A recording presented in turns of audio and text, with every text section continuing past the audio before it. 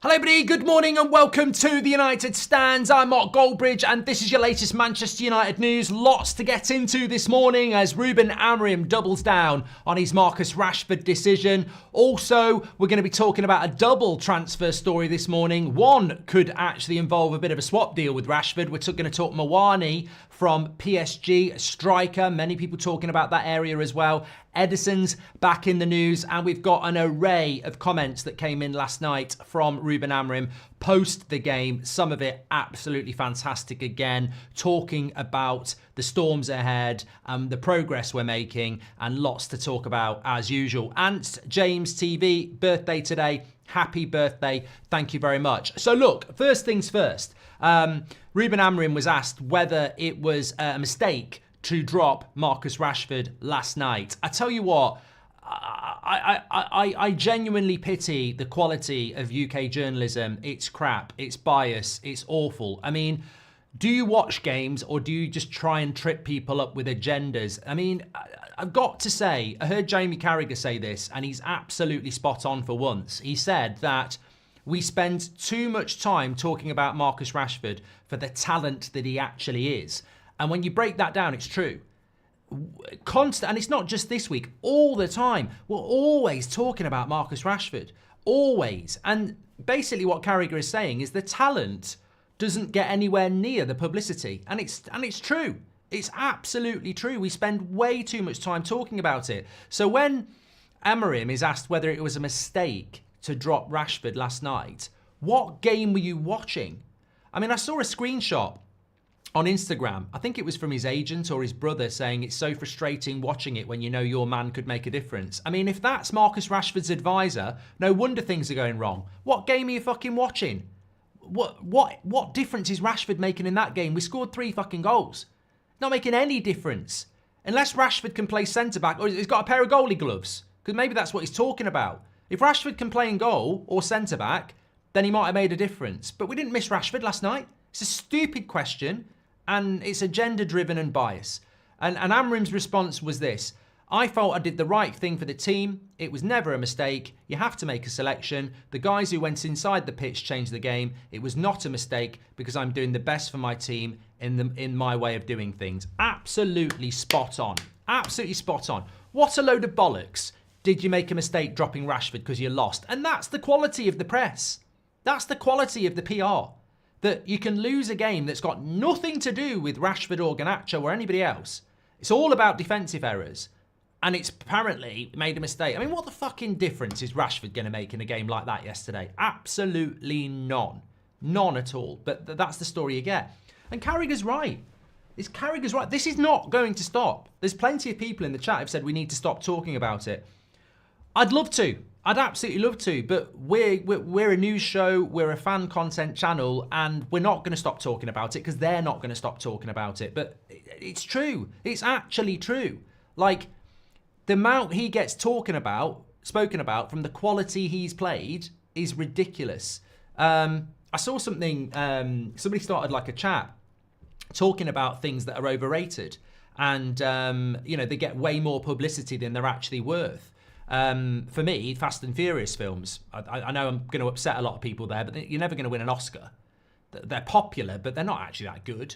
You know, they're not. I don't think they are. Some people think Nutella. I mean, I don't have Nutella that much, but, you know, some people say that. Sex in the shower, you could say that's overrated. I mean, you got to be careful. It's slippy. It involves a lot of lifting, and actually there's better places, I would say. But, you know, people think it's great. Overrated. Beyonce, some people think she's overrated. I'll tell you what, who I think's overrated, Pep. I think Pep's overrated. We're going off on a bit of a slant here. I'll leave you with this. If Pep's not overrated, why is it he always does well with 3 or 4 of the best players in the world at that time? Would Pep, I mean, look at Jose Mourinho. How many times has he actually had the best players in the world at his disposal when he's been successful? I know he had Ronaldo a little bit at Real Madrid, even Sir Alex, but Pep, everywhere he goes, always got 3 or 4 of the best players in the world at that given time. I think he's overrated. Doesn't mean he's not good. Doesn't mean Rashford's not good. I just think the publicity... I mean, people were talking about Pep Guardiola as the greatest manager ever. Better than Sir Alex. No, bollocks. Build a club from the bottom to the top. Do something like you did at Aberdeen. then we'll talk. Absolutely not. Overrated. Anyway, I agree with Carragher for once. I think we speak way too much about Rashford for the talent he actually is, but well done on, the PR that's been done around him over the years, because it's built that interest. The interest is there. It's a circus. We've seen this movie before. I heard, did you hear what Amorim said actually at the end of the game again yesterday? He was asked about, is it better for both parties that Rashford leaves? He said, tomorrow we've got training. He'll be there preparing for the next game. He's a United player. Everyone has a future at Man United. I'll tell you what, I'm just going to say this, and it might be against Amorim. I don't really care. I've had enough. I've seen this movie now. I've had enough, and I think everybody's had enough. And I think Rashford's had enough. Rashford's had enough. Even Rashford's had enough. Even personally, what was he said? Personally, I think it's time for a change. Rashford's had enough. We've had enough. Man United, come on. It's in your court now. Do what needs to be done. He said he's had enough. We've had enough. We've seen the movie before. For fuck's sake. It's not even his fault anymore. He's saying he wants to go. Most of the fans want him to go. Stop this fucking movie. It's fast and furious. It's slow and irritating. Just for the love of God, please don't try and sell another bounce back. Don't do it. I personally don't want to see it. I want him to go somewhere else. I want to wish him all the best. That's what I want, really. Loads of comments to talk about Amorim, but just on that, I think it's quite relevant to, freestyle. I think there's a great deal that could be done here if there's any truth in this. So, bit of transfer story, and then we'll go back to Amorim's comments. But basically, this story came in last night from the Times. And it says that Muani, it may be of interest to Manchester United in the January transfer window. A loan with an obligation to buy will be the most likely form of transfer. I'm just thinking we do need to bring another striker in. Muani's a player that we've been linked to quite a lot. PSG, Marcus Rashford, is there a loan? Let's sort it out in the summer here, because actually I think that might be a great idea.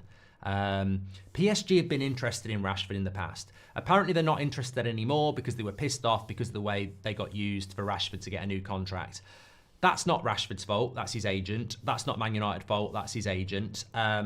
If we like Muani and we can get them back in the ring for Rashford, I think that might be a really, really good loan deal for both of us.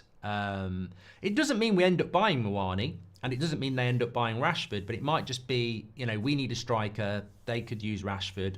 Maybe there's something that we can do there, because I quite like the idea of it. But look, away from the Rashford onto the Muani, would you take him at Manchester United? I think, you know what? We need a striker ASAP. The agenda came back last night in relation to Rasmus. I mean, I don't really know what to say, because these people spend most of their time bitching on YouTube. They don't actually want a proper conversation, and I'll give them the conversation. It just seems we've got certain elements in our fan base that are just waiting to get their agenda out. As soon as there's a bad result or one bad game. I didn't see them when Rasmus scored 2 goals against Pelzen or Bodo Glimt. I didn't see them coming out saying he's still a problem then, because they can't. So as soon as he doesn't score in a game, he's the problem again.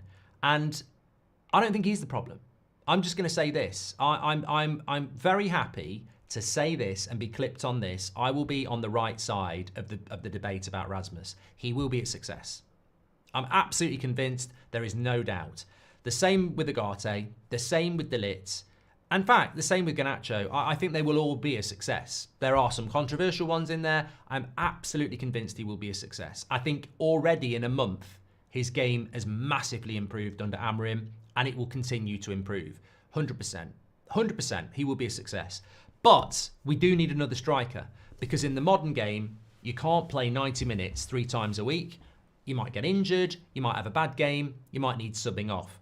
We need another striker. So, would I take Muani in January? Well, of course I bloody well would. Do I think he's the solution forever and ever and ever? No, I don't. Do I think we need a solution between now and the summer that might be the solution beyond that, or might be a stopgap? Yes.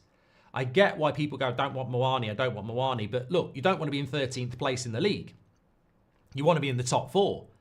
Doesn't mean you're going to be there at the end of the season. What we are doing is elongated pre-season. And what we desperately need is a left-footed left-back and a striker. And we need it ASAP. It doesn't need to be the solution. You might not be able to get the solution until the summer. The solution might be Gyökeres. But that doesn't mean you should go 4 months without a striker. Maybe Muani comes in as a loan deal or somebody else. So I'm not bothered if we get Muani in January. I think we do need a striker, and I think we do need a left-footed left-back as well.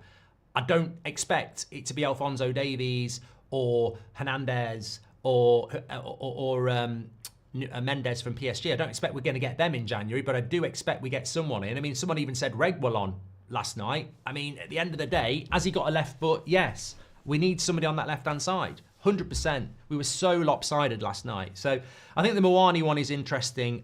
If that's the best we can do on a loan deal, let's do it. And we might even be able to do something else with Marcus Rashford. But I don't know what the funds are going to be like. Pep ruined football. I'll stand by that, says Fuge. Same thing happened when Maguire was playing poorly and was dropped. Media constantly asking questions about him. Difference is Maguire put his head down and worked his way back into form, says Patrick. And if we go for striker, we need experience, not youth, says Dan O'Connell. I think that's a fair point. Just going back to Patrick's point as well. One of the biggest problems around Manchester United is actually the media. At least with fan content like this, it comes from a place of actually caring about the football club and wanting it to do well.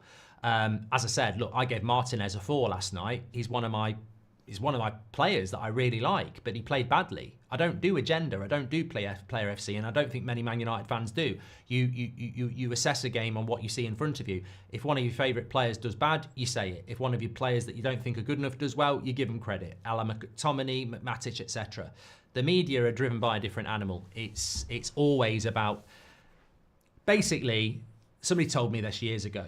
If there's a story on the side of the road and it's been hit by a car and, you know, it's dying, and most people would run over to that story, call an ambulance, put a blanket on it and look after it.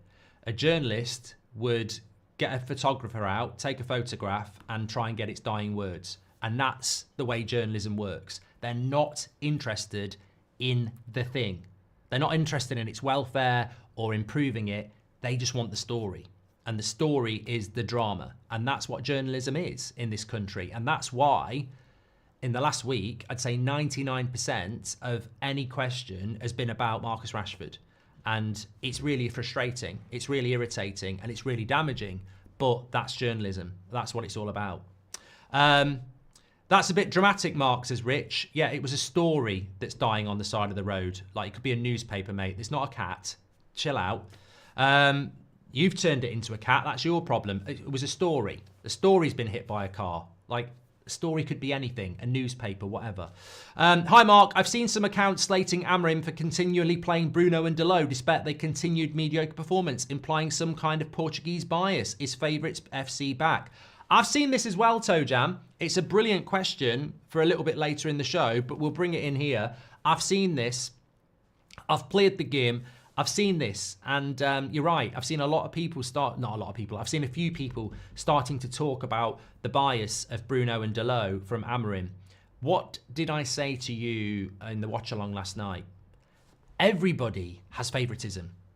I used to be a manager. I had favouritism when coaching, but also, you know, when I used to work in different jobs. You always have favourites, but it's the reason that they're the favourites that is the problem. When you look at Ollie's favourites, it was for the wrong reasons. When you look at Ten Hag's favourites, it was for the wrong reasons. Favouritism / nepotism is bad. So that is when you like somebody because you like their personality, but they're maybe shit at their job. That's not good. Favouritism because you can trust them and you know they're going to do the job for you. There's nothing wrong with that. Like, there is nothing wrong with. Look, if I said to you, right, this is the flight to America. You can go with the pilot that's flown you loads of times and you like the sound of his voice, or you can go with this person who we think might have been in the pub. you're going to go with the one that's flown you before and you not like the sound of his voice, aren't you? You're not going to risk it. And so favouritism in life, we look at favouritism like it's a bad word. It's not. When you go to your local restaurant and you love that restaurant for the certain dish that you have, and then they say, we're trying something new tonight, it's on the specials, do you want it? You might feel adventurous, but you might go, you know what, I'm here for this. So favouritism is absolutely fine. It only comes under scrutiny when you've got like what Ten Hag was doing, where he was continually picking underperforming players and benching players that deserved a chance, a la Ahmad. So I think that's the issue. Now, I understand why Bruno gets picked. I've had an epiphany, to use a Christmas word. I've had an awakening. I understand why Bruno plays, because whether he's frustrating or not, when he's not on the pitch, we're absolutely terrible. So I think Bruno's on the pitch for his leadership and his organisation. And until we replace that, I'm not going to say drop Bruno. I'm not going to say he plays well. I don't think he plays as well as he could. But without Bruno, we're a bloody mess. Dalot... Dalot's an interesting one. I think he plays Dalot because Dalot is always fit. He's always giving everything. But yeah, Dalot could play better. But, you know, these things will happen. We need a wing back, says Murad. And thank you, Toe Jam. That was a good super chat, by the way. Paul Woolley has been a member for 29 months. I'm 50 today. Happy birthday. Have a great Christmas to you and your family. Everyone involved in United Stand, subscribe and like. Well, happy 50th, Paul. A nice Christmas birthday for you there. And if we go for a striker, we need experience, not youth, says Dan O'Connell. Thank you very much. Right, okay, I want to get into more of these Amorim comments because there's some really, really good ones coming in. Obviously, I don't think we're going to move away. Well, we've got the preview coming up later. We'll talk about more of that on that. But I don't think we're going to move away from this Rashford story as much as we would like to. I don't think we will. My personal feeling on this is, and I'm going to leave it here until you pull me back in. My personal feeling is all this noise is nauseating and he has asked to leave. Man United should let him leave. That's what needs to happen. Thoughts on the comments on your match reaction? Vinny Red One says, thoughts on the comments on your match reaction yesterday saying you would have went in on Onana if he was the goalkeeper and that you're Rasmus FC. I've not read it, Vinny, so I don't know what people are talking about. And look, it's childish, immature behaviour. I don't really appreciate the comment because I'm not Rasmus FC. I don't think he had a bad game yesterday. I thought the service was poor again. I mean, people are talking. I mean, on the one hand, the service was there, and yet the one point where we needed a striker, he wasn't even on the pitch. You know, when Mazraoui's ready to put that cross in, Rasmus isn't on the pitch, it's Xerxes. Bruno's crossing was shit. They looked good, but I watched them back this morning. They're overhit or they're too far away. I'm not Rasmus FC. I just believe he will be successful the same way I believe Ugarte will be successful and De Ligt will be successful. You're not a player FC if you back a player and you believe in them. I backed Anthony for 2 years. He ain't good enough. I abandoned ship. Player FC is what we see with certain other players who, no matter what they do to this football club, people still want to knock one out to them. That's Player FC. You know, having favourites who you think are going to do well is something very different. But I've given Rasmus 4 out of 10. I've given him 5 out of 10. As for Onana, I've got no problem with Onana. I mean, Onana's been really good this season until the last couple of weeks. I don't know where this... People make stuff up. People get voices in their head. I've said Onana's been very good this season. I've given him countless good scores. I think Binder was a little bit unlucky last night. I think people went over the top. The first goal I don't think is massively his fault. And the fourth goal, it is a foul. It is a foul. But Paul says, I don't think you'd have given Onana the benefit of the doubt. Well, maybe I wouldn't have done because he's the first choice goalkeeper. But that's the reserve goalkeeper who never plays. I mean, if I'm being honest about Binder, my real angle on Binder last night was, I don't really see what people are moaning about. He's the reserve goalkeeper. He never plays. He's clearly not good enough. Why are we moaning about it? He's not going to play on Sunday, is he? He won't play the game after that. He never plays. He played in the Carabao Cup. It didn't go particularly well. What are we moaning about?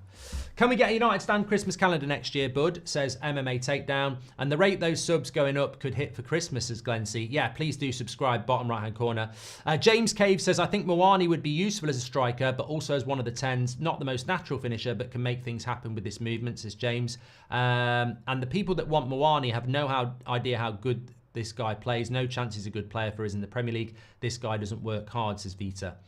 Big up to Mark and the community. Would you take Weah from Juve to replace Anthony? Says Cameron. I can't comment on that, mate, because I just don't think it's going to happen. I want to deal in the real, not in the make-believe.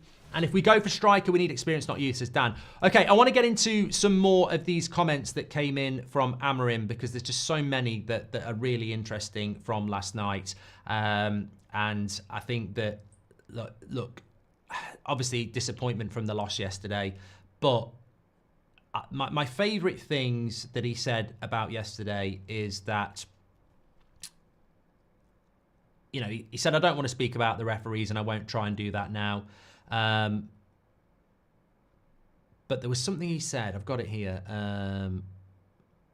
Yeah, making mistakes costing us the game. It clearly did, but he said, look, we win together, we lose together. It's not any individual, it's the team. So he's obviously still very much trying to maintain that team ethic. He said, we controlled the possession. We were not the best team in all of the game, but we were in most of it. We disconnected in 8 minutes and it was hard to recover. And I think this is the truth, and I think it's the message as well.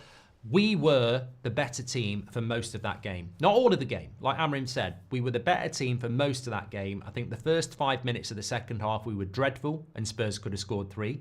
And I think that we switched off a couple of times. But for the majority of it, we were the better team possession-wise. He said we lose a lot of balls near our box and it was tough to recover. Then the guys were incredible. And I think those things are all very, very positive. And remember, we are still very much a work in progress and we did make a lot of changes. He said when you suffer a goal, you need to have a long time in possession to get back, but we couldn't do that.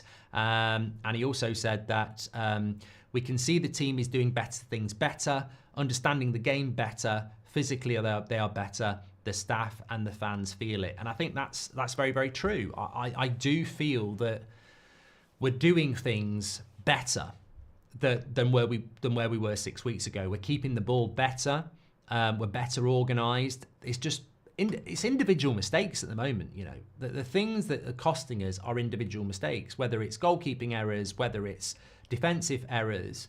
It's just, you know, whether it's set piece errors. These things will get better because my opinion on football has always been this. The bigger problems are when there are multiple problems and you haven't got the tools to solve them. So if you're conceding loads of goals because midfield runners are running off your midfielders and you haven't got the quality to deal with that, that's a problem. But my view has always been when the mistakes are so bad that you're shouting about them, they're actually easy to solve. Like if you look at Onana and the Gibbs-White thing, it's a blunder. You know, you have a chat with the player, he's never going to do it again. When you look at Martinez last night and that cross where he uses the outside of his foot, you have a chat with him. If he does it again, you're out. You know, the errors are so stupid. It's sort of like you say to the player, I'll let it go once. I might even let it go twice. But I'm telling you each time what you should do. And if you do it again, you're gone. So set pieces, we can work on that. I think a lot of the mistakes we're making at the moment are frustrating, but they will get eradicated in time. And look, even if some of you think the movement of someone like Rasmus in the box isn't good enough, it's so easy to solve if you think, I mean, I don't necessarily think you're correct, but let's pretend you are. It's so easy to solve because you sit there with Rasmus and you go, in this situation, you need to be making that run.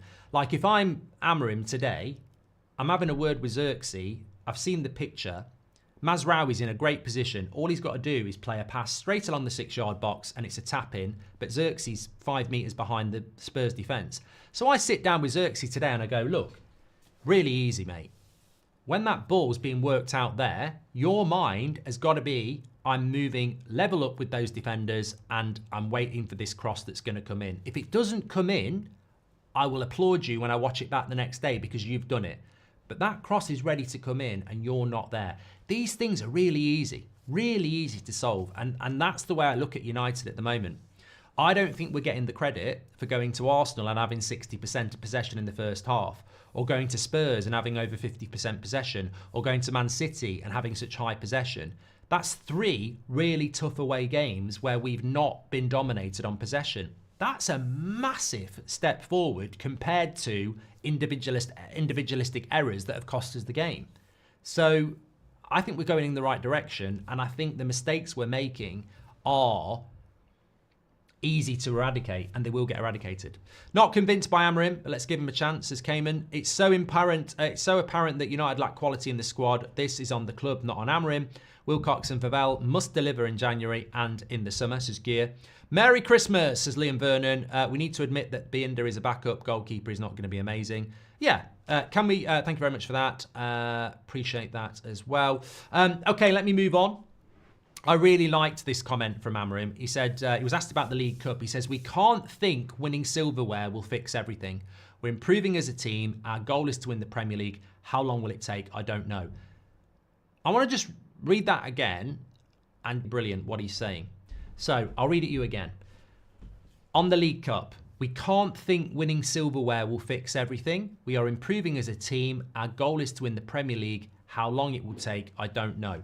So what he's basically saying there is no more short-term gain for long-term pain. We want short-term pain and long-term gain. What he's basically saying is that if we win the League Cup, success is there in a very short period of time. And that success will mask the real issues. So what he's saying is being knocked out the League Cup or winning the League Cup is an irrelevance to where we're going. We want to win the Premier League. That's my project. And I don't know how long that's going to take. And I personally, my opinion is it's going to take 3 years.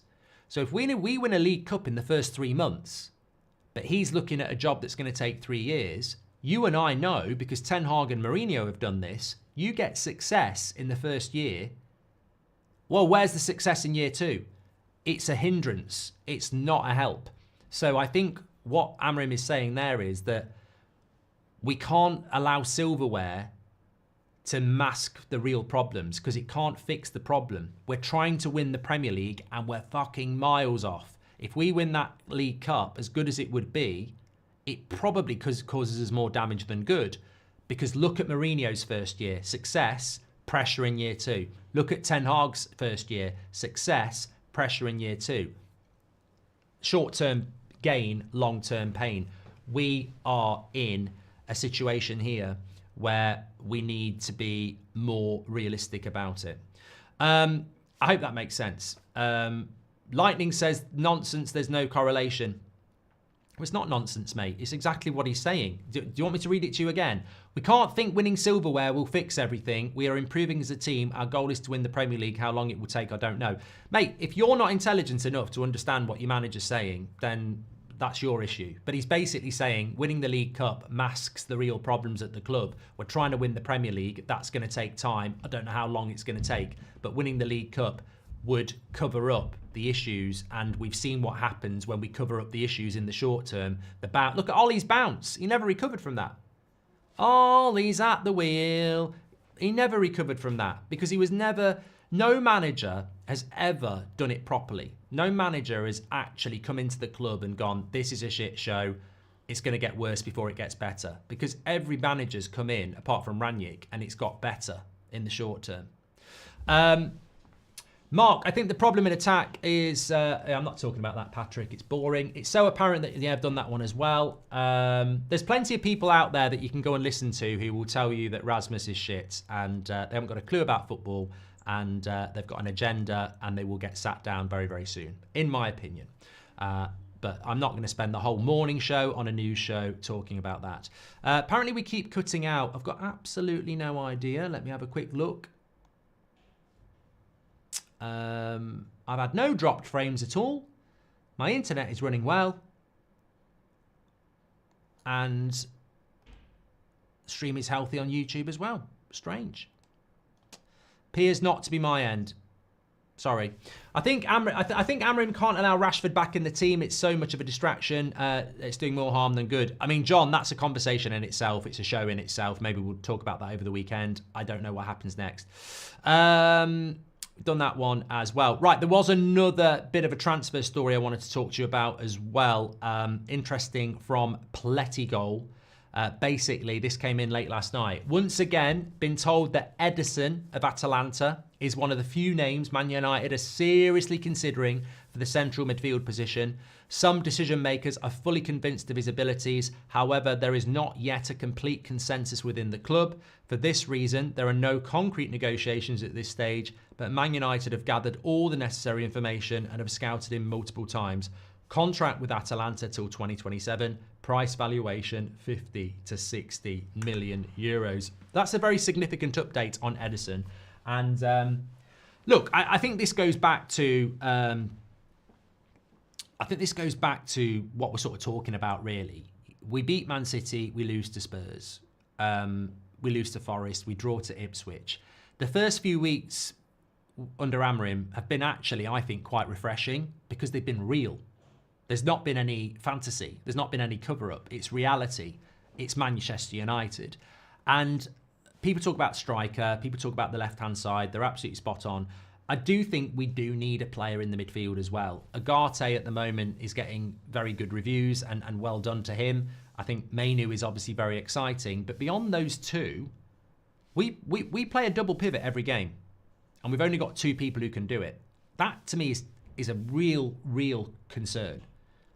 The volume of games we're playing, the intensity of the game, and we don't even have a sub for the two. We basically need Mainu and Agate to play every game 90 minutes fully fit. Otherwise, we're making do. When you put Bruno in there, we're not defensively as good. When you put Ederson in there, we haven't got the legs. And Casemiro doesn't even play anymore. So we definitely do need a player in this position. And it surprises me that certain elements of our fan base don't actually talk about it more. I think it's an absolutely essential area to the team that we really do need to invest in ASAP because it's such an important area of the team. So I'm encouraged that we're talking about Ederson, but I suppose it depends on how much money there is available, and there will be competition for that signing. I mean, I would not be surprised if Manchester City made a move for Ederson in January. They've got the money, they need a midfielder, and they can probably just go and make that move. But it is interesting what Plettigol is saying because he's actually been very good over the last few months, starting with the summer, and he's been right about quite a few things. But he is saying there's no concrete negotiations at this stage because there's not a complete consensus within the club. Some decision makers are fully convinced of his abilities. However, there is not yet a complete consensus. I mean, we can all guess who is and is. I mean, look, it might be that Wilcox, Favel, Barada are convinced and Amorim isn't convinced. I mean, it might be that. It could be a different combination, but that's clearly what is holding things up at the moment. Look, I think Man United need to make their mind up on Ederson quickly because what I will say is there is going to be competition for his place, for his signing, and it will be from significant clubs.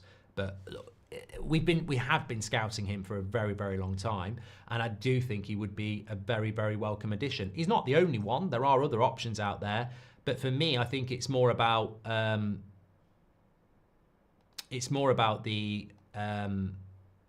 position. We need options in that position, and we need to strengthen in that area because if we don't, I think we could be found short very, very quickly. I mean, that was something I wanted to bring into the show anyway. It's starting to add up again, isn't it? The injury. Look, I would love to have been wrong on this, but I sort of knew I would be right, and I think a lot of you know where I'm going, and you will have had the same thought. The injury issues that Man United have had for what feels like a long time, but certainly for the last 18 months, were never going to disappear. I think some people thought that when Ten Hag got sacked and everybody got back fit, it was because they were injured on purpose because they didn't want to play for Ten Hag. And I remember saying, they're getting back fit because they're motivated. If Man United had a Champions League final in 2 weeks' time, you'd be amazed at how quickly people got back fit, because the mind and the body works in mysterious ways when you've got something very exciting to come. I mean, look at Luke Shaw with the Euros. Wasn't fit for the FA Cup final, but hey, I'm back for the I'm back for the Euros. So players will always get back when there's a reason to get back. And I think with Amorim, there was a reason to get back. New start, new manager, get yourself at the front, etc. But it was never going to be sustainable because Leopards don't change their spots. Injury-prone players don't change. And already, in the first month of Amorim, Mounts fell away, Shaw's fell away, Lindelof's fell away. That's 3. We're going to keep getting injuries because the novelty is going to wear off. Once we hit mid-January, the Amorim newness will have disappeared and players will start picking up injuries again because that's the mentality. Oh, I'll have a few weeks off. So that's going to happen. That's going to definitely happen. And we need to be wary of that because our squad's not that good anyway. And when we start picking up more injuries, this is why Amorim talks about a storm being ahead, because there is going to be a storm ahead. There are going to be times where we're not at the level we need to be at because we haven't got the squad for it, which is why, again, I think the January transfer window is so important.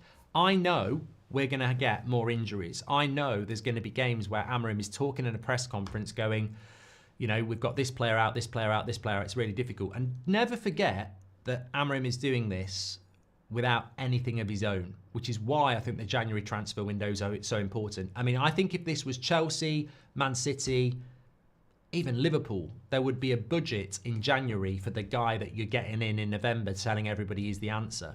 If we don't buy anybody in January, it's only going to be for one reason. We can't afford it, which is just not good enough. So we need to bring some players in January. And when I say some, I don't expect any more than 2. But even that would be a help because Amorim's got nothing of his own apart from coaches at the moment. I trust Amorim. I hope there isn't Portuguese bias, says Vinny Red. Mark, if winning cups would make mass the real issue, then what if we went on to win the Europa League and qualify for the Champions League? Is it a good thing or a bad thing, says Sins.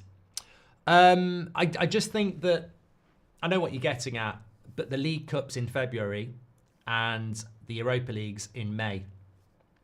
I think by the end of May, we'll have a much clearer picture of where we are as a team. I think also winning the Europa League gets you into the Champions League, earns you more money.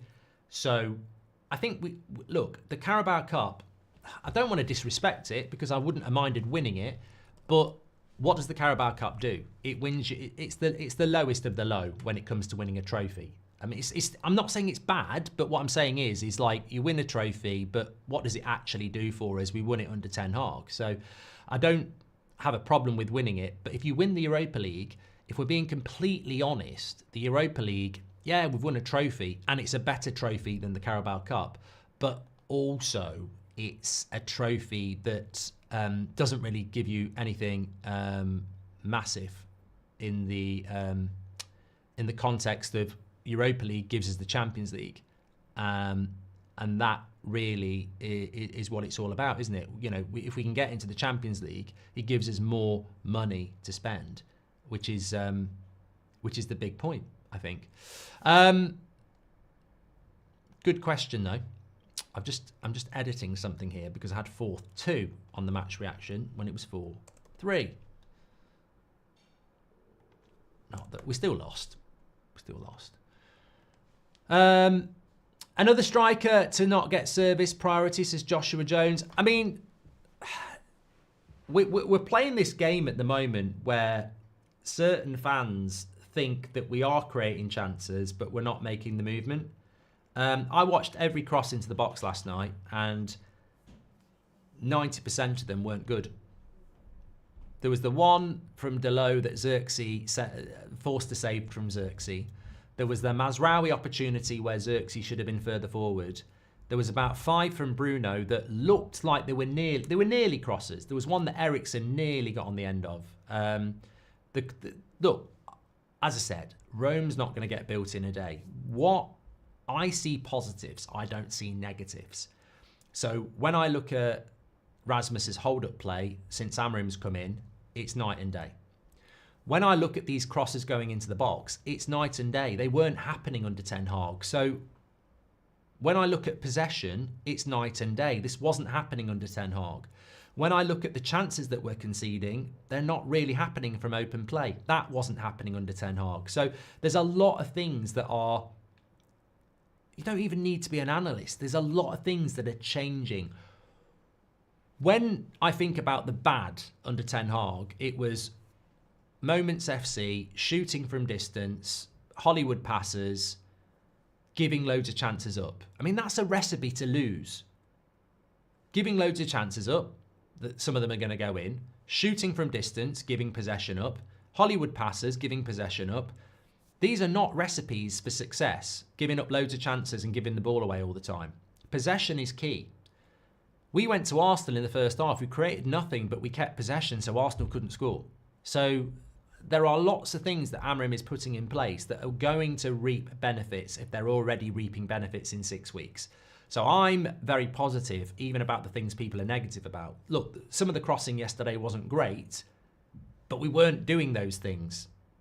The interesting thing as well is when Garnacho came on, I don't think his cameo was very good, by the way, but when Garnacho came on, I think one of the first plays he got is he was running at the back four with the midfield next to him, and I thought, here we go, he's going to take him on, and he didn't. He, at pace, passed the ball to the left into Bruno, and I was like, see, these are things that wouldn't have happened under Ten Hag. So I think there's a lot to be positive about. For some reason, that comment you made once Rasmus could do the moonwalk or thriller and still wouldn't get the ball tickled me, says Glenn C. And De Ligt, often not mentioned, is consistent and always puts in a shift. Hope it stays this way and out of the media's headlights. He's our hidden gem, says Nigel. Mate, we missed Maguire and De Ligt last night. There's no problem with saying that because there shouldn't be any agenda. De Ligt's and Mazraoui's... look, Mazraoui gets absolutely blown up by our fan base. I don't hear it in the media. I've never heard anything in the media. I mean, look, I heard on Talk Sport yesterday, Simon Jordan called Garnacho a little runt. A little runt. And I thought, yeah, try and do that about Marcus Rashford, mate. It's all right doing it about a foreign player, isn't it? But I couldn't believe it. I thought, bloody hell. And the same thing happens to Anthony. And the same thing happened with Martial. Martial's injury record's no worse than Luke Shaw or Mason Mount. No one ever says a bloody word about Luke Shaw or Mason Mount's injury record. Anthony Martial's a lazy, bad attitude, waste of space. I mean, you go back and search. Some of the stuff that was said about Anthony Martial. Character assassination. He was injury prone. That was it. He was injury prone. Didn't do anything else. Didn't walk around Manchester, you know, with a load of bling on saying, look at me. You know, he was just injury prone.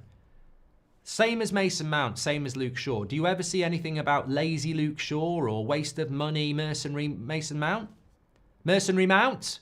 Or lazy Luke? We don't see anything like that. If they were French, they'd be absolutely screwed. Oh, call Garnacho a little runt on national radio. Never say that about Rashford. And this is what I mean. Mazraoui, this season, outside of communities like this, where's his Player of the Month award in the Premier League? Where's his, you know, section on Match of the Day? They don't talk about him.